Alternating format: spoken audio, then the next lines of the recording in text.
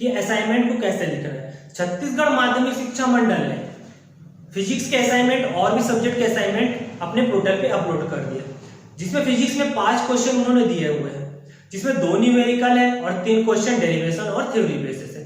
मैं आप लोगों को बताऊंगा कि उसे कैसे लिखना है। सबसे पहला चीज आप लोगों को किस पेज पे लिखना है, उस पेज पे लिखना है जिस तरफ एक तरफ लाइन हो और एक तरफ व्हाइट हो। हम लोग देखते हैं क्लासमेट का पेज आता है, एक तरफ लाइनिंग रहता है और एक तरफ व्हाइट पेज रहता है। हम लाइन वाले पे लिखने वाले का वर्क करेंगे और व्हाइट पेज पर डायग्राम बनाएंगे। अब क्वेश्चन को सीक्वेंस वाइज सॉल्व करेंगे। फर्स्ट क्वेश्चन पे क्वेश्चन सॉल्व हो जाता है और सेकंड पेज में आधे में ही कंप्लीट होता है, तो आप वहां से सेकंड क्वेश्चन स्टार्ट नहीं करेंगे। उसके लिए आप नए पेज में जाएंगे, वहां से सेकंड क्वेश्चन को स्टार्ट करेंगे। ये हुई एक बात। दूसरा, फ्रंट पेज आपको कैसे बनाना है। फ्रंट पेज के लिए भी मैंने जानकारी दी है। यदि आपको प्रारूप अच्छा लगा तो अपना फ्रंट पेज बना सकते हो। ऊपर में आपको लिखना है छत्तीसगढ़ माध्यमिक शिक्षा मंडल, एक मोनो रहेगा, फिर नीचे छात्र का नाम, नेम ऑफ स्टूडेंट्स, फिर विद्यालय का नाम, रोल नंबर, अनुक्रमांक, इस प्रकार के पूरे सीक्वेंस रहेंगे। अपना फोन नंबर, अभिभावक का फोन नंबर और नीचे टीचर्स का साइन और पेरेंट्स का साइन। ये आपका फ्रंट पेज रहेगा। और कागज अब मैंने बता दिया, एक तरफ लाइन और एक तरफ व्हाइट पेज वाला फिजिक्स के असाइनमेंट के लिए। ये हो सकता है हर स्कूल वाले अलग तरीके से बनवा रहे, वो उस प्रकार का है, लेकिन एक प्रॉपर हम लिखने के लिए एक लाइन तरफ और एक व्हाइट पेज वाला असाइनमेंट के पेपर यूज कर सकते हैं। और उसको आप लोग एक स्ट्रिप फाइल में पूरा पैक करके, यानी स्ट्रिप फाइल जो आता है स्ट्रिप वाला फाइल, उसमें आप लोग उसको लगाएंगे और स्कूल में सबमिट करेंगे जो डेट आप लोगों को दिया गया होगा। क्लास अच्छी लगी हुई तो प्लीज चैनल को सब्सक्राइब कीजिएगा और ज्यादातर फ्रेंड को शेयर कीजिएगा। चलिए अब आते हैं हम लोग असाइनमेंट के क्वेश्चन पे। असाइनमेंट के क्वेश्चन को कैसे बनाना है और उसका मैं सॉल्यूशन भी दे रहा हूँ। कुछ क्वेश्चन का सॉल्यूशन मैं आज आप लोगों को दे रहा हूँ, करीबन 4 क्वेश्चन का, और एक आध क्वेश्चन में आप लोग मेहनत करेंगे और अपना असाइनमेंट कंप्लीट करेंगे। यदि नहीं बनेगा तो कमेंट सेक्शन पे लिखेंगे तो मैं आपको उसका भी सॉल्यूशन दूंगा। चलिए आते हैं असाइनमेंट के क्वेश्चन पे कि क्या क्वेश्चन है और उसके आंसर क्या है, वो सब मैं आप लोगों को बताऊंगा। न्यूमेरिकल मैंने सॉल्व कर दिया है, सभी चीज मैंने सॉल्व कर दी। तो चलिए आते हैं असाइनमेंट पे। चलिए आते हैं फिजिक्स के क्वेश्चन के आंसर पे। असाइनमेंट का प्रथम क्वेश्चन है, ये सितंबर माह के असाइनमेंट का सॉल्यूशन है।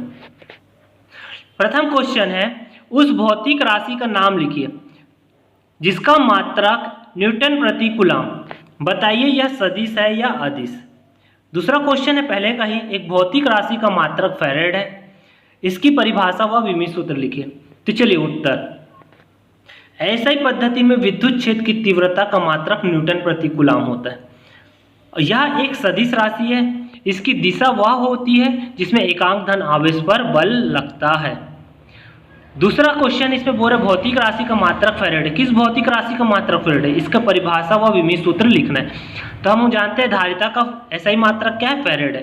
तो धारिता का मात्रक SI पद्धति धारिता का मात्रक फैराड है, इसे एफ से प्रदर्शित करते हैं। अब धारिता की परिभाषा, किसी चालक की विद्युत धारिता आवेश के उस आंकिक मान के बराबर होता है जो उसके विभव में इकाई वृद्धि कर दे।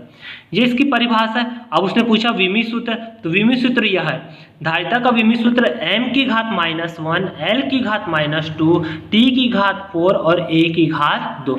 मैं इसलिए आप लोग को बोल के बता दे रहा हूँ क्योंकि कई बार वर्ड समझ नहीं आते, इसलिए जो वर्ड समझ नहीं आ रहे उनकी क्लियरेंस के लिए मैंने ये वाक्य बोल के आप लोगों को समझा रहा हूँ। ठीक है, ये फर्स्ट क्वेश्चन हुआ, ये असाइनमेंट का पहला क्वेश्चन था। चलिए आते हैं नेक्स्ट क्वेश्चन पे।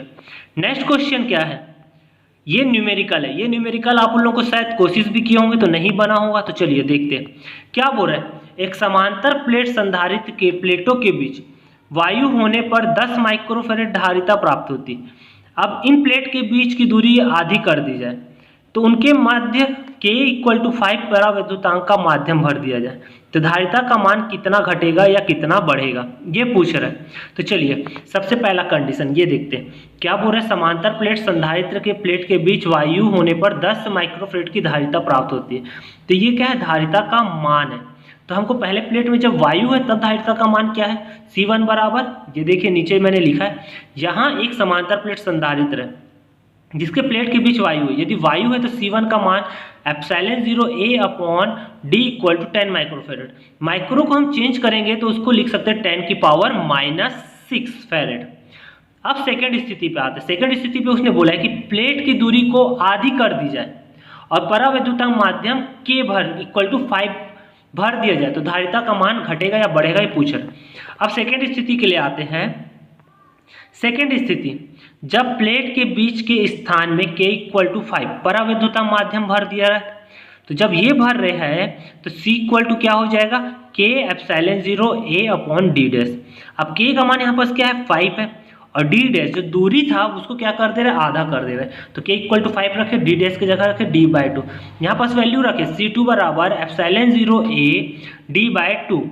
अब क्या हुआ, 2 नीचे बटे के बटे ऊपर चल दिया तो 5 गुणित 2 हो गया और एप्सिलॉन 0 A अपॉन D हो गया है, D हो गया। अब 5 और 2 कितना हो गया, यहाँ पास 10 हो गया। अब 10 हो गया है और नीचे इंटू एप्सिलॉन 0 A इंटू क्या है, D है, ये देखिए। फिर समीकरण 1 से हम क्या करते हैं, जो समीकरण 1 शुरू में माने हुए, क्या है समीकरण 1, ये देखिए शुरू में epsilon 0 A upon D equal to 10 microfarad, तो ये किसके बराबर है, C1 के बराबर। तो epsilon 0 A upon D equal to C1, तो इसकी जगह क्या रख दिए, एप्सिलॉन 0 A अपॉन D की जगह C1। तो ये क्या हुआ, C1 बराबर, जहां हम लोग C1 पता है 10 गुणित 10 की घात -6 फेरेड। एक चीज यहाँ पर से पता चल गई कि जब उसके में माध्यम रखे तो उसका मान कितना गुना बढ़ जा रहा है, 10 गुना। पहले में C1 बराबर था हम लोग का 10 गुणित 10 टू द पावर -6 माइक्रोफेरेड, लेकिन अब C2 बराबर क्या है, इक्वल टू 10 इंटू C1, यानी C1 का 10 गुना मान बढ़ जा रहा है। तो C2 बराबर 10 C1 का मान रख दिए 10 गुणित 10 की घात -6 फेरेड, तो 10 को 10 का गुणा करें तो 100 आ गया, तो ये हो गया 10 की घात -6 फेरेड। तो C2 बराबर 100 माइक्रोफेरेड। यदि K इक्वल टू 5, आंसर बढ़ेगा कि कम होगा पूछ रहे हैं ना। यदि K इक्वल टू 5 परावैद्युतांक माध्यम भर देते तो प्लेटों के मध्य जो धारिता का मान है 10 गुना बढ़ जाएगा। ये किससे स्पष्ट हो रहा है, समीकरण 3 से। समीकरण 3 हमारा क्या है, C2 इक्वल टू 10 C1। यदि यही 10 अपॉन में होता तो हम बोलते कि उसका मान घट जाएगा, तो ये हमारा आंसर होगा कि इसका मान बढ़ जाएगा। समीकरण 3 से स्पष्ट है। 2 क्वेश्चन हो गए। चलिए आते हैं नेक्स्ट क्वेश्चन पे। नेक्स्ट क्वेश्चन है क्वेश्चन नंबर 4, ये भी न्यूमेरिकल है। मैंने पूरे न्यूमेरिकल सॉल्व कर दिया, आप लोगों को दिक्कत ना हो करके। थर्ड नंबर का क्वेश्चन आप लोग सॉल्व करेंगे। यदि कोई डाउट होगा तो कमेंट बॉक्स में आप लोग मेरे से पूछ सकते हैं, यदि नहीं बनेगा तो मैं उसका आपको सॉल्यूशन दूंगा। तो चलिए आते हैं 4th नंबर के क्वेश्चन पे। वायु या निर्वात में 2 बिंदु आवेश QP बराबर +2 माइक्रोकूलम तथा QQ बराबर -2 माइक्रोकूलम एक दूसरे से 10 सेंटीमीटर की दूरी पर स्थित है।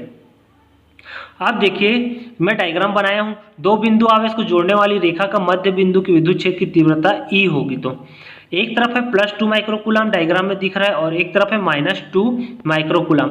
आप लोगों को डायग्राम पे ये दिख रहा होगा। तो हम लोग क्या करते हैं, डायग्राम पे दिख रहा है यहाँ पास +2 कूलम और यहाँ पास -2 माइक्रोकूलम। तो हम लोग को टोटल विद्युत क्षेत्र की तीव्रता निकाले पहले इन दोनों के लिए। जब दोनों बिंदु को जोड़ रहे हैं तो मध्य पर विद्युत क्षेत्र की तीव्रता निकालना है। तो मध्य से इस तरफ क्या है EA और इस तरफ क्या है EB, तो दोनों को जोड़ेंगे तो हम लोग को क्या मिल जाएगा, टोटल, और दोनों क्या आपस में बराबर। तो E बराबर EA प्लस EB, तो EA और EB का मान क्या होगा, दोनों इक्वल होंगे।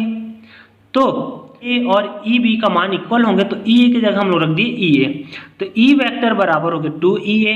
EA का मान हम लोग को पता है 1/4πε0 Q/r²। ये किससे जानते हैं, विद्युत क्षेत्र की तीव्रता का फॉर्मूला है, यहाँ पास रख दिया। अब देखो हम लोग को कुछ मान पता है, 1/4πε0 का मान होता है 9 × 10⁹। Q का मान हमको 2 माइक्रोकूलम दिया हुआ, तो 2 × 10⁻⁶ कूलम। माइक्रो को चेंज किए। अब वो दोनों बिंदुओं के बीच की दूरी कितने, 2L बराबर 100 है, तो यहाँ से R की वैल्यू निकाले तो यही क्या दोनों के बीच का डिस्टेंस है। तो L अपॉन क्या हो जाएगा 10/2, तो 5 सेंटीमीटर एक पार्ट का और एक पार्ट का 5 सेंटीमीटर। तो ये हो गया बीच की दूरी। मध्य बिंदु के लिए निकालें तो 5 × 10⁻² मीटर। इस वैल्यू को यहाँ पास पुट किए तो 2 × 1/4πε0 Q/r²। तो 1/4πε0 का मान है 9 × 10⁹, Q का मान 2 × 10⁻⁶ और R का मान 5 × 10 की घात -2 पूरे की घात 2।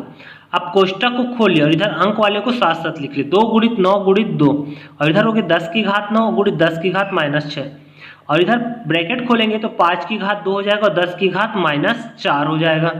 अभी हो गया 9 दूनी 18, 18 दूनी 36 और 9 में से 6 जाएगा तो 4 हो जाएगा, 3 हो जाएगा और नीचे 10 की घात -4, ऊपर जाके क्या हो जाएगा +4, तो ये 10 to the power 7 1.44 10 to the power 7 newton प्रति कूलम।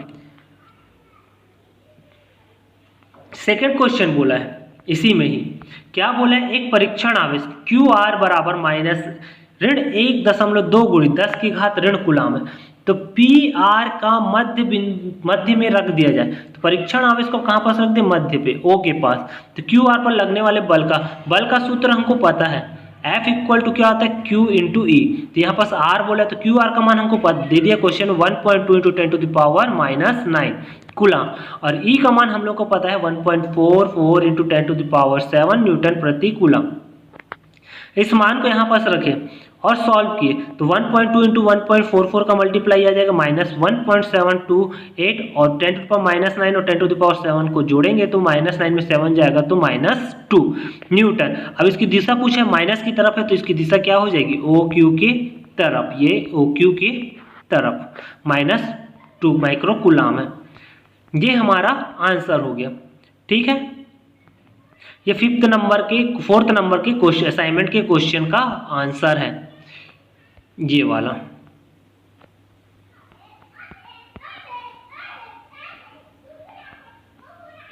चलिए नेक्स्ट क्वेश्चन पे, फिफ्थ नंबर का क्वेश्चन पूछ रहा है बिंदु आवेश, विद्युत विभव व विद्युत द्विध्रुव निकाय के कारण विद्युत विभव में 2 अंतर लिखिए एवं विद्युत द्विध्रुव को बढ़ाए गए अक्ष पर स्थित किसी बिंदु पर विद्युत विभव की व्यंजक भी प्राप्त कीजिए। मेरे अनुसार जो बोल रहा है मैंने उसके अकॉर्डिंग इसको सॉल्व किए। क्या बोल रहे, बिंदु आवेश पर विभव और विद्युत द्विध्रुव निकाय के कारण विद्युत विभव में 2 अंतर लिखे। अब ये पूछ रहे हैं विद्युत द्विध्रुव निकाय और विद्युत विभव में 2 अंतर लिखना है, किस पर, विद्युत विभव के आधार पर। तो मैंने इसका अंतर लिखा है, पहला अंतर है द्विध्रुव पर कार्य करने वाला परिणामी बल 0 होता है, लेकिन अनंत पर विद्युत विभव के लिए अनंत पर विद्युत क्षेत्र या विद्युत विभव का मान 0 होता है। दूसरा अंतर है जब विद्युत द्विध्रुव पर एक समान विद्युत क्षेत्र में रखा जाए तो वह केवल बल आघूर्ण का अनुभव करता है और उस पर कार्य करने वाला परिणामी बल 0 होता है, लेकिन विद्युत विभव का व्यवहार गुरुत्वीय विभव की भांति होता है, जितना गुरुत्वीय विभव लगेगा। अब उसने बोला है कि डेरिवेशन ज्ञात कीजिए विद्युत द्विध्रुव के बढ़ाए गए अक्ष पर स्थित किसी बिंदु पर। तो सबसे पहले हम लोग ए बी एक विद्युत द्विध्रुव बना ली जो +Q और -Q आवेश से मिलकर बना है। इसके मध्य बिंदु O से r दूरी पर बिंदु P है, जिसे हमें क्या करना है, विद्युत विभव की गणना करनी है। तो इन दोनों के बीच की दूरी कितनी है, 2L है।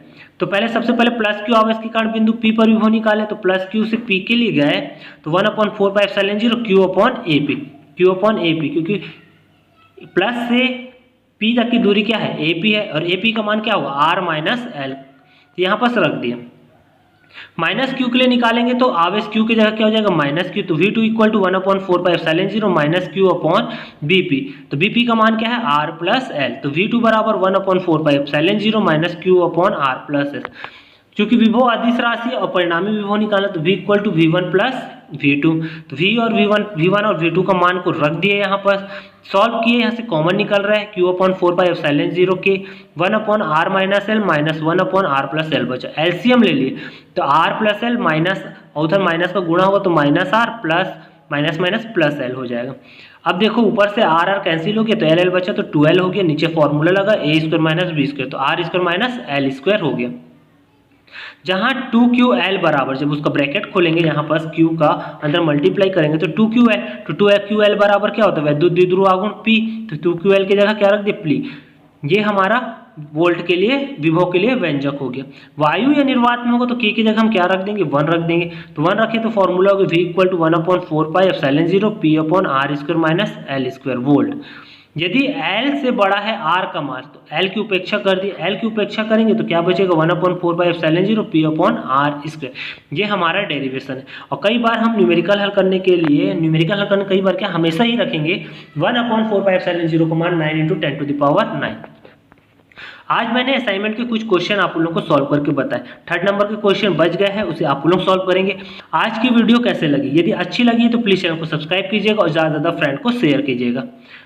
मैं इसी प्रकार की वीडियो आप लोगों के लिए अपडेट करते रहूँगा। जैसे जैसे असाइनमेंट बनते जाएगा मैं आप लोगों के लिए सॉल्यूशन देते जाऊँगा, आप अपना आंसर मैच कर सकते हो उससे।